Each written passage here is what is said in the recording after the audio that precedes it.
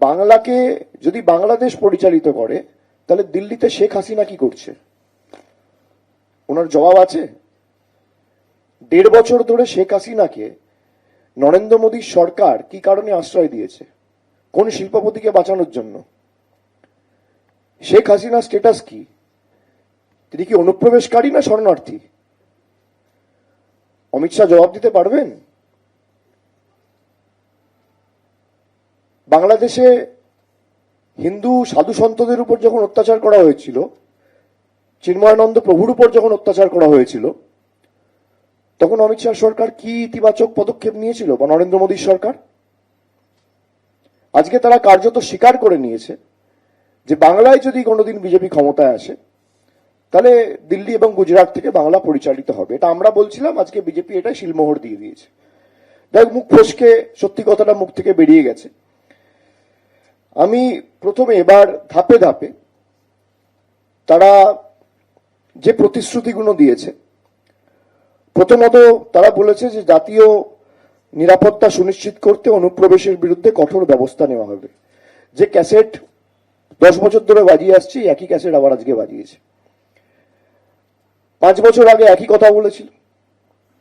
আসামে 10 বছর বিজেপি সরকার, এখনো আজ থেকে 15 দিন আগে অমিত শাহ প্রচারে গিয়ে বলে এসছে, এক টার্ম और दे दीजिए परिंदा भी पैर नहीं मार पाएगा।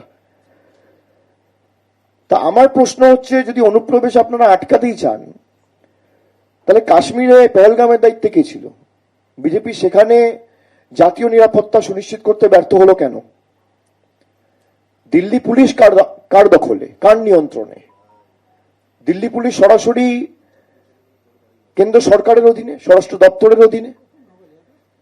সেখানে দেশের রাজধানীতে বিস্ফোরণ হচ্ছে, 10 জন নিরীহ মানুষ মারা যাচ্ছে। জঙ্গিরা ঢুকে দিনের আলোয় পেহেলগামে 27 জন নিরীহ দেশের নাগরিককে, একজন নেপালের নাগরিক সহ 26 জন ভারতীয়কে মেরে দিচ্ছে। এই ব্যর্থতা কার? তিনি বলেছেন গত 15 বছরে তৃণমূল সরকারের দুর্নীতি এবং আইন শৃঙ্খলার অবক্ষয়ের খতিয়ান তুলে ধরতে একটি বিশেষ শ্বেতপত্র প্রকাশ করা হবে। যারা তৃণমূলের বিরুদ্ধে আঙ্গুল তোলে, আমার প্রশ্ন তাদেরকে যে আমি আজ থেকে 757 দিন আগে একটা টুইট করেছিলাম, প্রায় 2 বছর আগে, যে আপনারা কত টাকা, এই টুইটের কপি আমি আপনাদের দেখাচ্ছি, এটা অন রেকর্ড রয়েছে, এক্স হ্যান্ডেলে গেলে আপনারা পাবেন, যে এটা আমি করেছিলাম 14ই মার্চ 2024 সালে লোকসভা নির্বাচনের আগে, যে আপনারা গত 5 বছরে কত টাকা দিয়েছেন আবাস যোজনায় বা গ্রামীণ সড়ক যোজনায় বা 100 দিনের কাজে, এমজি নারেগায়, তার শ্বেতপত্রটা প্রকাশ করুন। 757 দিন পার, আজও শ্বেতপত্র প্রকাশ করতে পারেনি। তারা তৃণমূলের কার্যকলাপ নিয়ে প্রশ্ন তোলে। এখানে যারা হোয়াইট পেপারের কথা বলে, যারা দুর্নীতির শ্বেতপত্র প্রকাশ করবে বলে দাবি করেছে, সব থেকে দুর্নীতিগ্রস্ত এলিমেন্ট যারা, এবং খালি বাংলা নয়, দেশের বিভিন্ন প্রান্ত থেকে,